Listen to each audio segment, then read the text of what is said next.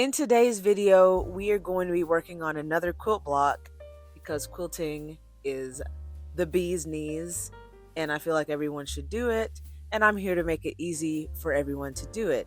So today's quilting block is something called the Formal Garden, and I'm using my little book that I bought so many months, years probably ago, but we're going to be making this block.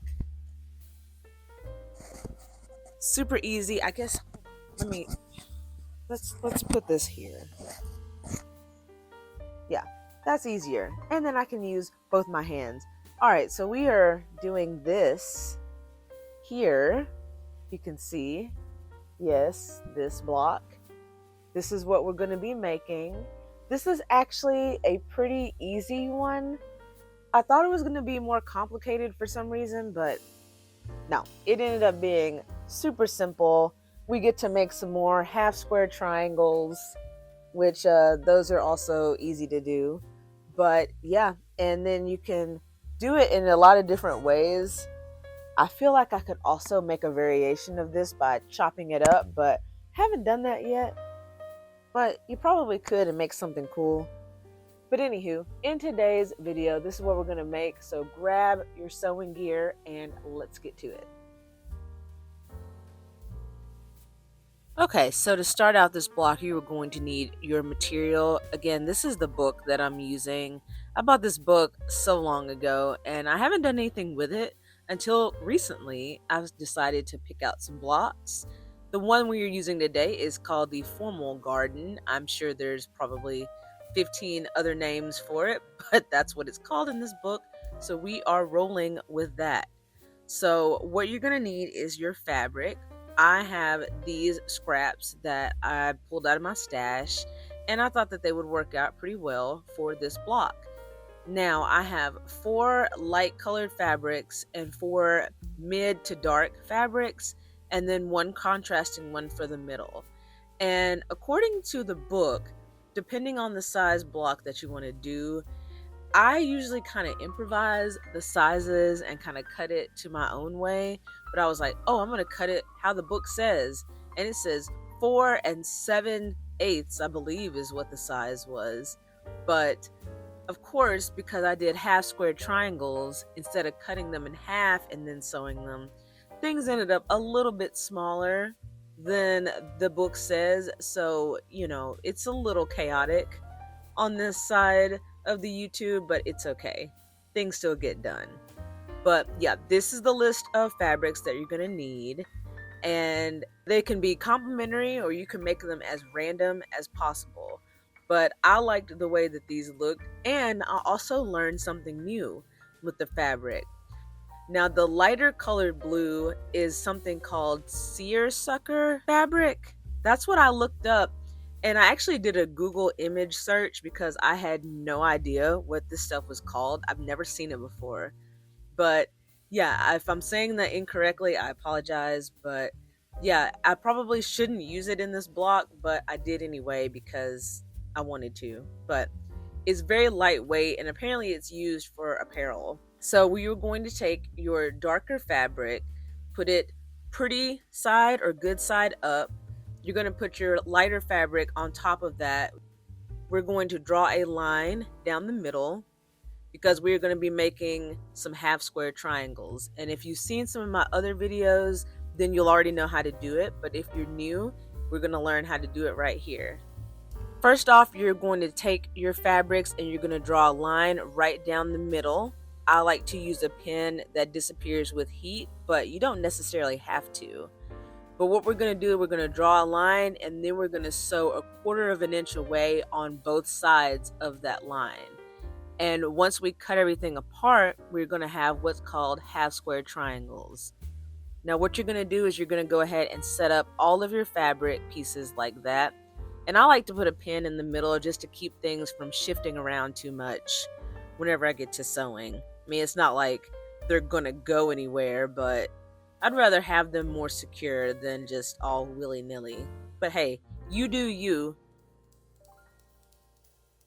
It's your quilt block, not mine. So But once you get them all prepared, what we're going to do is we're going to take them to the machine and 1/4 inch seam on both sides of that line.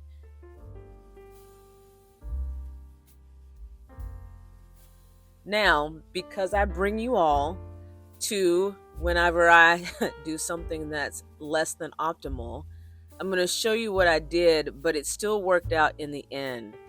So don't fret if something happens that goes a little awry. But on the first piece, you can see that I am sewing my 1/4 inch seam just fine. Everything's going great. The edge of my little foot is kind of where I lined it up. But then for some reason, I don't really know what happened. I guess I got distracted or something. But as I got more into doing my seams, there were 2 of them that ended up way narrower than the 1/4 inch that I intended to do. And I think it's because I switched sides halfway in. That was unintentional. It just kind of happened that way. But once you get to the end, I like to chain piece my pieces. Once you get to the end, you want to turn everything around and you're going to sew a 1/4 inch on the other side of each line. And I think this is where things get kind of wonky, but again, it works out in the end. But yeah, it's right around here that I notice my error and I notice how things are way narrower than I need them to be. But again, I just improvised and rolled with it, and yeah, I'll show you how I fixed that later in the video. But what I did was, since I sewed on the other side on the other pieces, I decided to just go ahead and clip that off. Like I said, normally I would keep them chained together, but it was just going to work out better if I clipped that and went ahead and fixed my issue. Also forgot to change my stitch length when I first started, and I realized that about 3 inches into the first one. But again, it's no big deal. Once you get those sewn and everything, you're going to cut them apart. And then what we're going to end up doing is we're going to be cutting right down that line that we drew earlier. That's why I said that, it's not a big deal if it's like a regular marker or pen, because you're just going to be cutting on that line anyway. And it'll be hidden at the end of everything. What you can do is you can cut these apart in multiples if you want to. I've done that before, but honestly, the blade that I'm using on my rotary cutter, it needs to be changed. And I have not changed it, and it really is hindering me. So y'all, please leave me a comment and tell me to change my blade.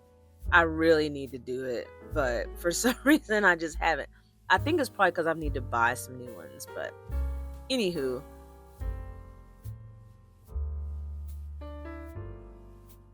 Either way, whatever way that you want to cut them apart, either by scissors or by rotary cutter, this is what you're going to end up with, which is called a half square triangle. And for this block, you're going to need 8 of them. And once you get them all squared away and cut apart, you are going to need to give them a good press, and you're going to want to trim them down. Now, once I got them sewn, they turned into 4.5-inch blocks at this point. So I wanted to make sure that everything was squared up and that everything was the same size. So I actually got my ruler. I have a ruler that is 4.5 inches square.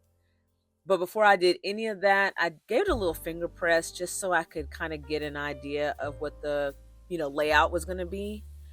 But feel free to skip this step if you want to. This was just something that I wanted to do just to make sure, 1, that I had enough blocks, and 2, that everything was going to lay out correctly.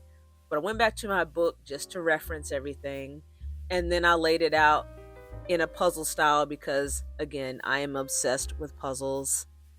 If this is your first video seeing of mine, just know I am a jigsaw puzzle fanatic, and that's probably part of the reason why I love quilt blocks.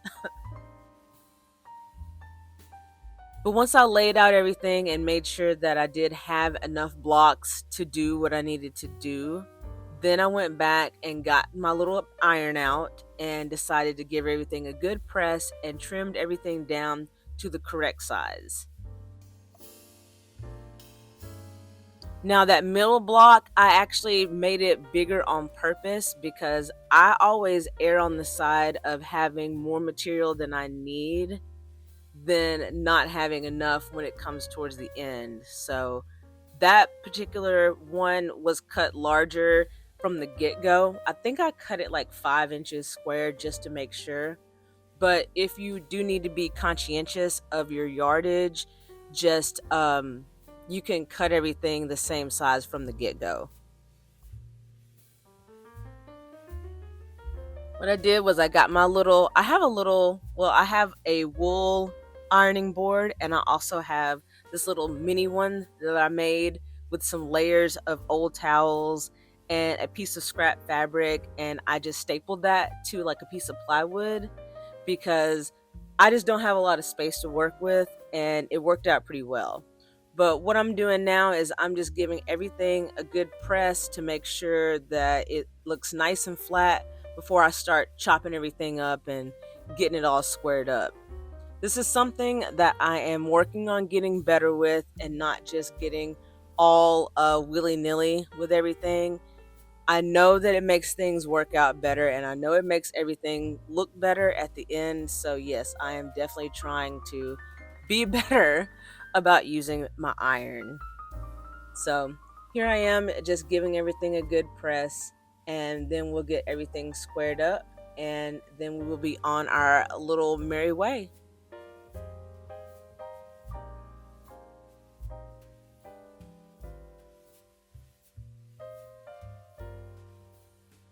So, like I said earlier, I do have this little ruler. I got it in a pack on sale at a craft store, and it's come in handy having a bunch of different sizes, but please know that this is not necessary to get the end result.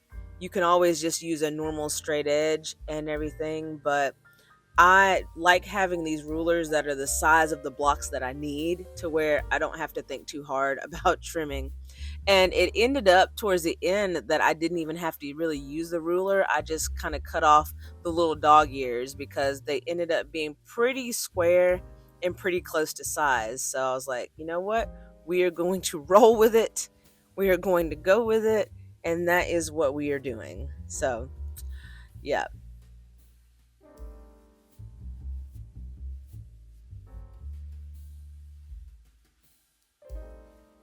But then you can see that the white square that's in the middle is quite a bit bigger. And like I said, that was by design, that was on purpose to make sure that it was going to be the correct size, no matter, if my seams weren't exactly how they needed to be or whatever. But yeah, I always keep my book handy just to make sure that I'm laying everything correctly. So now we are going to go back to laying everything out.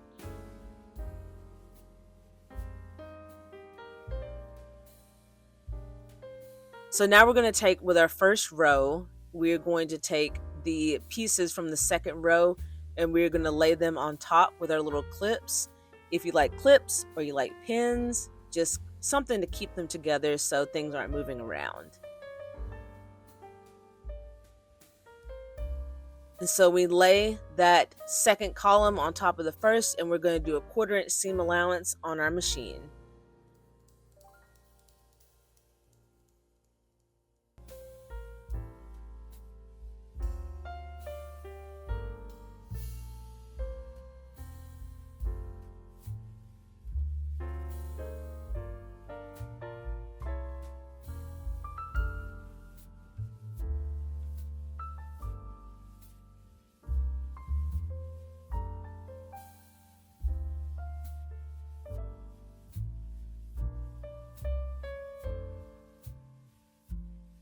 Once you get your 1/4 inch seam allowance on all of your blocks there, what you're going to go ahead and do is bring them back to your table or your mat or whatever that you're using.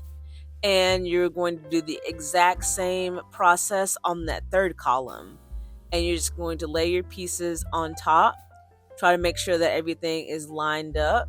nice and straight, and use your clips and pins to keep everything in place.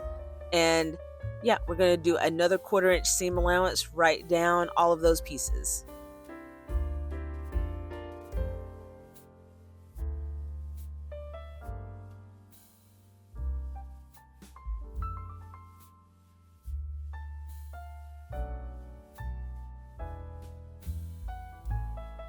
Now, once you get all of that sewn together, we are basically in the home stretch once again. Now you're going to go ahead and you're going to sew your rows together. I do like to go ahead again, getting better with the iron. See, things aren't as crazy as they used to be in some of my earlier videos, but we are going to do our little seam dance, and we are going to go ahead and we are going to iron our seams in opposite directions. And when you first iron your half square triangles, you're going to want to iron your seams to the darker side. But eventually, what you're going to do is some of those seams may change whenever you start piecing together, and that's okay. Trust me, it will be quite okay. Most of the time, the seams are going to tell you which direction they want to lay.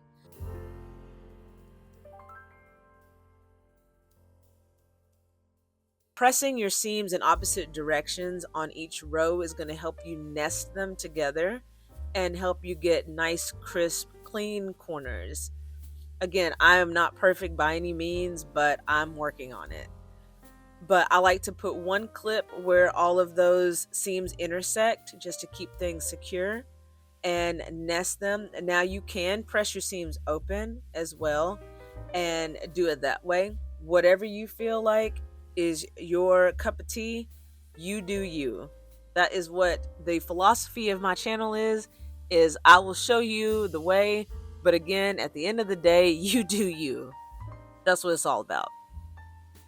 Once you get everything clipped and squared away, we are going to do one more time with a 1/4 inch seam allowance on both of those. And then we are going to give everything a final press and make sure that everything is squared up and looking nice. Again, this is one of those things to where just pay attention to your seams. They will want to lay it probably in one direction just because that's how fabric is. And if you want to go against the grain, hey, you do whatever you want to do. But usually I just pay attention to what the fabric tells me, and if it looks nice, it looks nice. And if not, then we'll have to seam rip and go again. But I'm not a big fan of the seam ripper, honestly.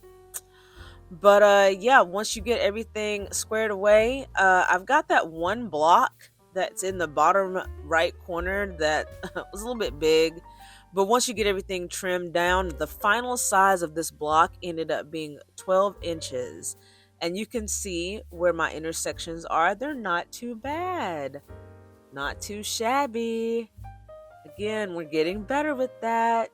And you can see your little overhangs on the edges or where it will connect with another piece of fabric.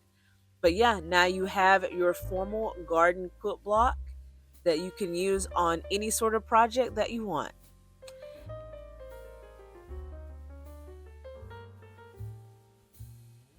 And I hope that you enjoyed this video. If you'd like to see more, I'd love for you to hit that subscribe button. And I hope that you have a great day. Thanks for watching.